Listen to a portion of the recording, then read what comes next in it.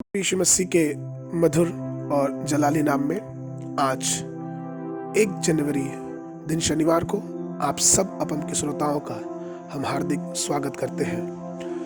अपम के सब परिवार को हमारी ओर से नए वर्ष की शुभकामनाएं और ये हमारी दुआ है कि परमेश्वर इस 9 वर्ष में आप सबको बहुत आशीष दे और ये वर्ष आपके लिए आशीषों का वर्ष होने पाए।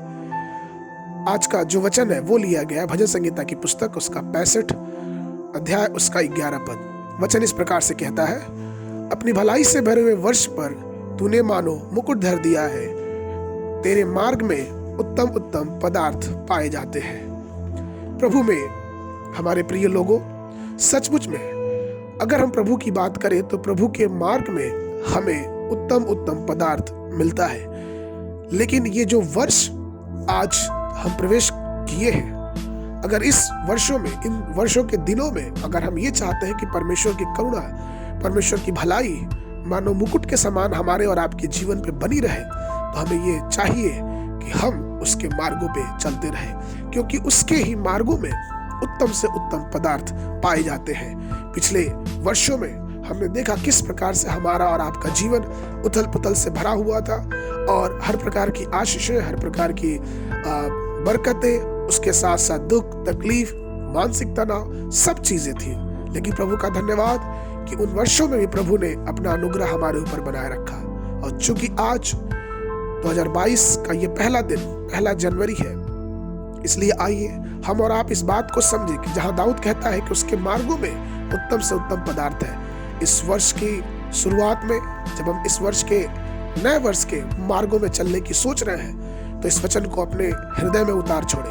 नीति वचन की पुस्तक उसका 3 अध्याय उसका 6वां पद, उसी को स्मरण करके सब काम करना, तब वह तेरे लिए सीधा मार्ग निकालेगा। दाऊद और दाऊद का परिवार इस बात को जानता था कि अगर हम परमेश्वर को स्मरण करके अपनी सारे जीवन की बातों को करेंगे, अपने जीवन के कार्यों को करेंगे, तो परमेश्वर दिन प्रतिदिन हमें ऊंचा उठाएगा। हमारा परमेश्वर के मार्गों में हमें हर प्रकार की आशीष और बरकत मिलेगी। इसलिए आइए 2022, जबकि आज ये पहला दिन है, हम और आप इस बात को जाने और समझें कि ये परमेश्वर है और ये उसका मार्ग है जिस पे हमको और आपको एक अच्छी से अच्छी आशीष मिलेगी। इसलिए इस वर्ष के पहले दिन अपने मार्गों को परमेश्वर के हाथों में सौंप दें, परमेश्वर के वचनों में अपने जीवन को सौंप दें और इस बात को ध्यान रखें कि हमारा परमेश्वर हमें आगे और आगे ले जाने के लिए तैयार है। दाऊद जो कि अपने जीवन के हर वर्षों के लिए परमेश्वर का धन्यवाद देता था, क्योंकि उसे मालूम था कि अगर जीवन परमेश्वर के हाथ में है तो परमेश्वर उसे अच्छे से अपने मार्ग पे चलाएगा और उत्तम से उत्तम पदार्थ उसे देगा।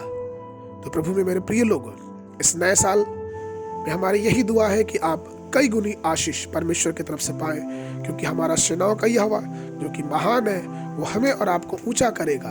और जैसे जैसे हमें और आपको वो आगे बढ़ाता है, आइए हम पूरे उत्साह के साथ, हम पूरे खुशी के साथ उस परमेश्वर के मार्गों पे चलते रहें। जीवन के उतार चढ़ाव में, जीवन की परेशानियों में, जीवन के खुशी और गम में, उन सब बातों में हम परमेश्वर के मार्ग में बने रहें और इस वर्ष में हमारा और आपका जीवन परमेश्वर के वचन से, परमेश्वर के मार्गों से और भी आशीषित होने पाए।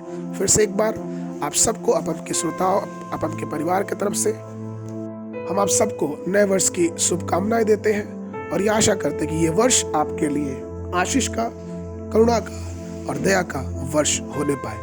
आज के मनन के लिए जो पद है वो लिया गया है इब्रानियों की पुस्तक उसका 2 अध्याय उसका 7वां पद। तूने उसे स्वर्ग में से कुछ ही कम किया, तूने उस पर महिमा और आदर का मुकुट रखा और उसे अपने हाथों के कामों पर अधिकार दिया है। परमेश्वर आप सबको आशीष दे। अगर आप इस वर्ष में बाइबल का अध्ययन करना चाहते हैं तो 1 वर्ष की बाइबल की योजना इस प्रकार है। सुबह के समय उत्पत्ति की पुस्तक उसका अध्याय 1, 2, 3 और संध्या के समय मत्ती रचित सुसमाचार उसका अध्याय 1। आइए इस वर्ष में परमेश्वर के वचन के साथ परमेश्वर के मार्गों में भी आगे बढ़ते जाएं। परमेश्वर आप सबको आशीष देवे।